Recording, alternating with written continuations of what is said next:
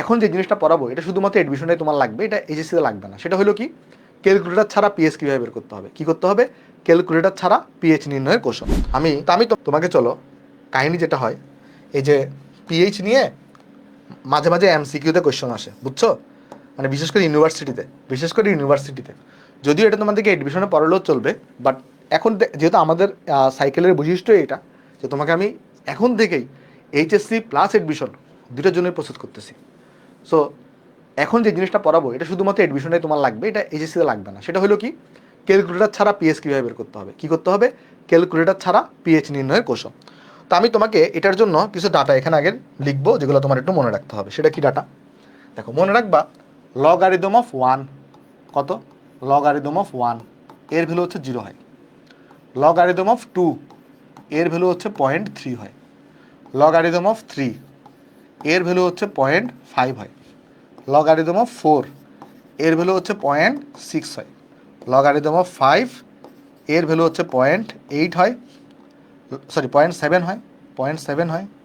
Logarithm of 6 এর value 0.8 হয়। Logarithm of 7 এর ভ্যালু 0.85 হয়। লগারিদম অফ 8 এর ভ্যালু 0.9 হয়। লগারিদম অফ 9 এর ভ্যালু 0.95 হয়। আর লগারিদম অফ 10 এর ভ্যালু 1 হয়ে থাকে। এর ভ্যালু কত হয়? এর ভ্যালু 1 হয়ে থাকে।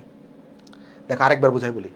লগারিদম অফ 1 হচ্ছে 0, লগারিদম অফ 2 হচ্ছে 0.3, লগারিদম অফ 3 হচ্ছে 0.5, এভাবে করে যায়। এখন তুমি বলতে পারো ভাই এগুলোকে মুখস্থ রাখতে হবে। দেখো, মুখস্থ রাখাটা একদম সোজা। যেমন এই ভ্যালু দুইটা তো আমি ছোটোবেলা থেকে আমাদের মুখস্থ। এই যে লগারিদম অফ 1 মানে যে 0 আর লগারিদম অফ 10 মানে যে 1, এগুলো তো আমাদের ছোটোবেলা থেকেই জানি আমরা।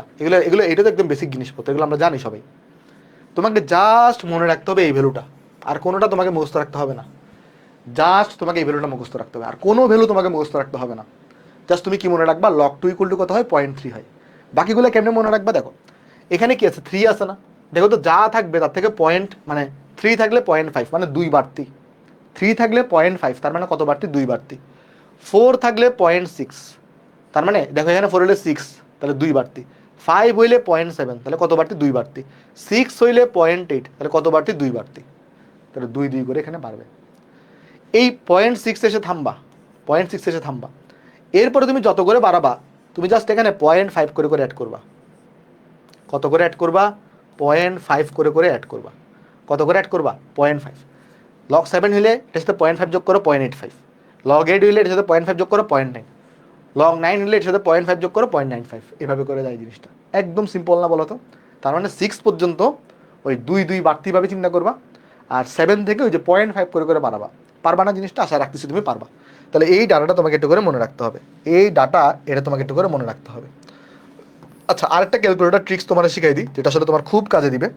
যে এই জিনিসটা আসলে তোমার খুব কাজে দিবে সেটা কি? সেটা হইলো, ধরো আমাকে লিখলো 0-র পরে, ধরো 0.এর পরে 1 2 3 4 5 9 2 4 আছে ধরো। এখন আমাকে বললো তুমি 9.24 লিখো। আর এখানে টেন ইনভার্স অফ কত লিখবা? টেন ইনভার্স অফ কত লিখবা? দেখো দেখো দশমিকটাকে কয় ঘর পরে আনছো? দশমিকটাকে এই যে দশমিকটাকে কই নিয়ে গেছো? দেখো দশমিকটাকে তুমি অ্যাকচুয়ালি এই দশমিকটাকে তুমি 9-এর পরে নিয়ে গেছো না? দশমিকটাকে কই গেছো? 9-এর পরে নিছো। তাহলে কয় ঘর ক্রস করছো এখানে? 1 2 3 4 5 6। তাহলে 6 ঘর পরে নিছো দশমিকটাকে। দশমিকটাকে কয় ঘর পরে নিছো? 6 ঘর পরে নিছো। তাহলে এখানে অ্যাকচুয়ালি আনসার হবে টেন ইনভার্স অফ 6 হবে। বুঝছো কিনা দেখো, টেন ইনভার্স অফ কত হবে? টেন ইনভার্স অফ 6 হবে। এখন কেউ যদি বলে ভাই আমি 92.4 লিখবো, আমি 92.4 লিখবো, এগুলো তোমারে দেখবা ইউনিভার্সিটিতে এত হেল্প করবে, তুমি কল্পনার বাইরে হবে হেল্পটা। দেখো তাহলে ভালো করে লক্ষ্য করে দেখো, এইবার দশমিককে তুমি কিন্তু 2-এর পর নিছো। তাহলে দশমিককে তুমি কয় ঘর পরে নিছো বলো তো? দেখো এখানে 5টা শূন্য, এখানে 9 2, তাহলে দশমিককে তুমি 7 ঘর পরে নিছো। তাহলে এখানে অ্যাকচুয়ালি এটা হবে টেন ইনভার্স অফ 7 হবে। কত হবে? টেন ইনভার্স অফ 7 হবে। কেউ যদি এটাকে চায় যে ভাই আমি 924 লিখবো, তারপর হচ্ছে আমি টেন ইনভার্স লিখবো, তাহলে এইবার তুমি দশমিকটাকে কই নিছো? এই 4-এরও পরে নিয়ে গেছো। তার মানে তুমি অ্যাকচুয়ালি এখানে 8 ঘর পরে নিছো। তাহলে এখানে হবে টেন ইনভার্স অফ 8। সবগুলো ভ্যালু ইকুয়াল। ধরো এখানে যদি কেউ লিখে ভাই আমি এখানে 0.924 লিখবো, তাহলে কত হবে? দেখো এবার দশমিকটাকে তুমি কই আনছো বলো তো? দশমিকটাকে তুমি কই আনছো? দেখো দশমিকটাকে তুমি নিয়ে গেছো এই যে দেখো এখানে না, এখানে নিয়ে আসছো। তার মানে 5 ঘর সরাইছো, তাহলে এখানে কত হবে, এই জায়গায় হবে tan ইনভার্স অফ 5 হবে। যদি কেউ বলে তোমাকে ভাই তুমি এটাকে 0.00924 লিখো, তাহলে এইবার কি হবে বলো, এইবার হবে তোমার কাছে 4, কারণ তুমি 4 ঘর পরে নিছো। দেখো এই যে এইখানে নিছো দশমিকটাকে, 4 ঘর পরে নিছো, তাই এখানে tan ইনভার্স অফ 4 হবে। এটা কি বুঝাইতে পারছি জিনিসটাকে আমরা? একটু করে আমাকে বলো তো এই জিনিসটাকে বুঝতে পারছো? এই জিনিসটাকে বুঝেছো? এই জিনিসটাকে বুঝতে পারছো? আশা রাখতেছি বুঝতে পারছো।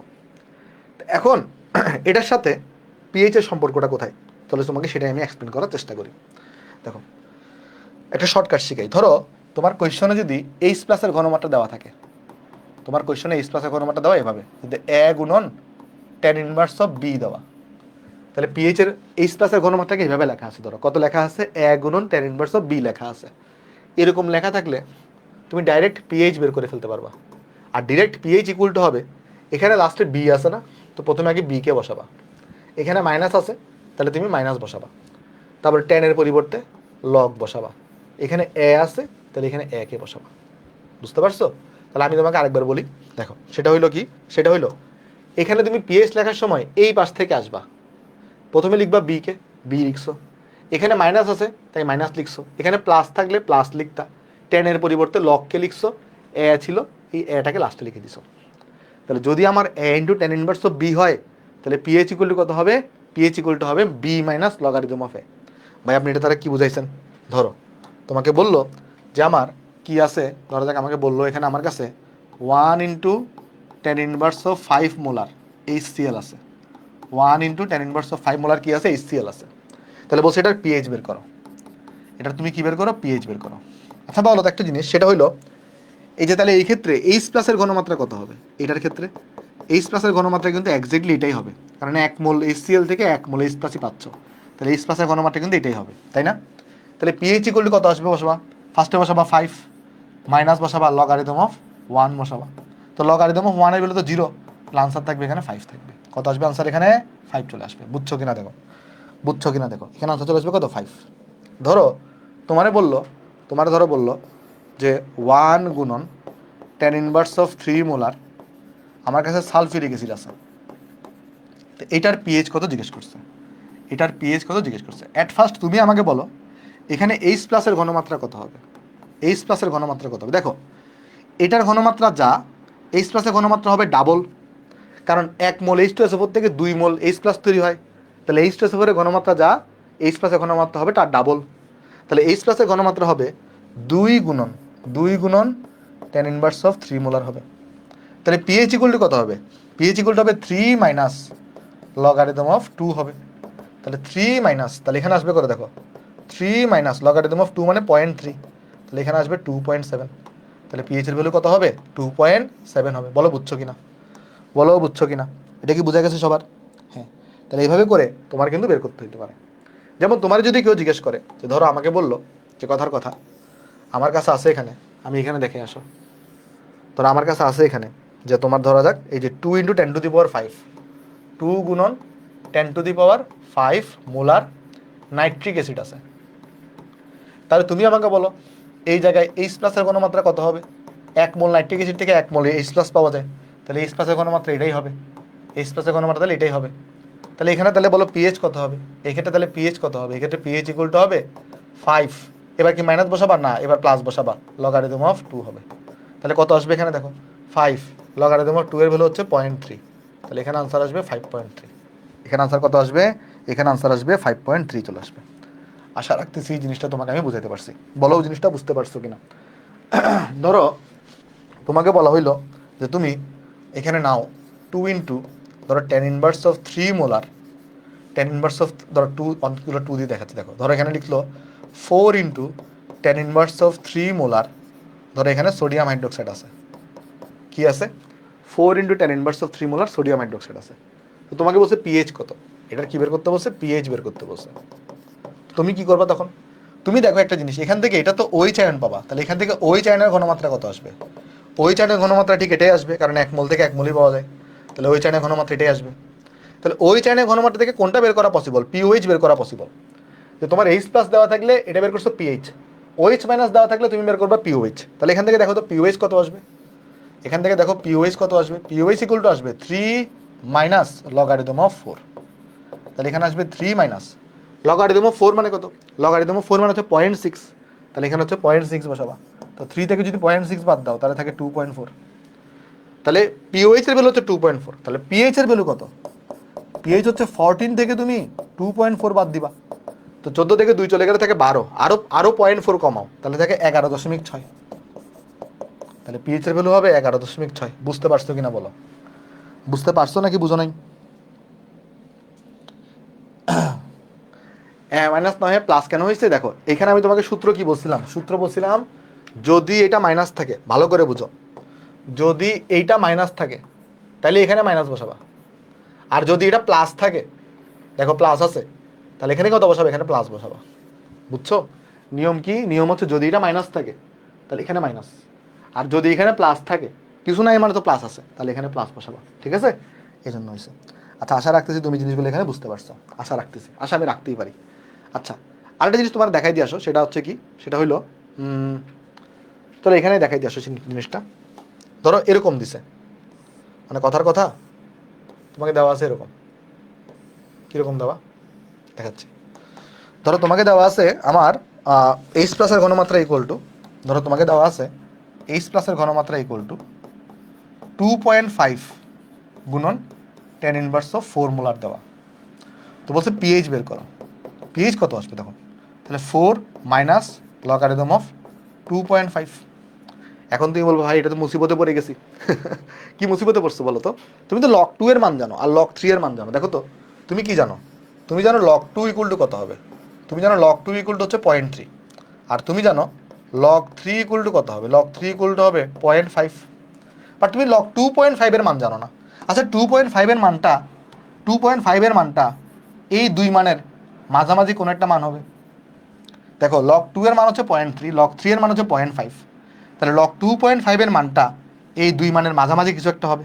তা আমি চাইলে এখানে কি বসাইতে পারি 4, ধর আমি এখানে চাইলে 0.4 বসাইতে পারি, কোনো সমস্যা নেই। 0.3 আর 0.5 এর মাঝখানে কত আছে, 0.4 আছে। একদম অ্যাকুরেট ভ্যালু হইতে হবে না, অপশনে দেখবা ডিফারেন্ট ডিফারেন্ট ভ্যালু থাকবে, তাহলে এখানে চলে আসবে আনসার 3.6।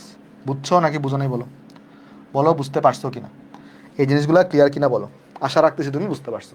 আচ্ছা আরেকটা জিনিস দেখাই দিই, অনেক সময় এরকম ইনভার্স আকারে না থেকে তোমার এরকম থাকতে পারে, ধরো এইচ প্লাসের ঘনমাত্রা এরকম বলতে পারে যে 0.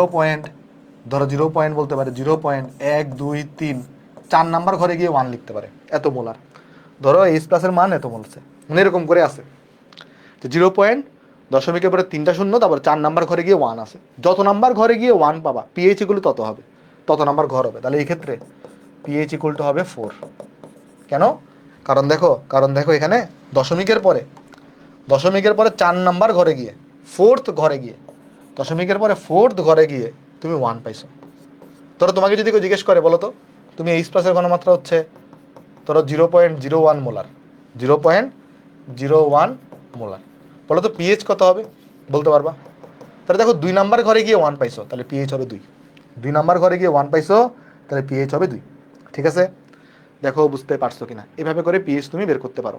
ঠিক আছে, এভাবে করে কি করা যায়, পিএইচ এখানে বের করা যায়। আশা রাখতেছি জিনিসটা এখানে আমরা সবাই বুঝতে পারছি।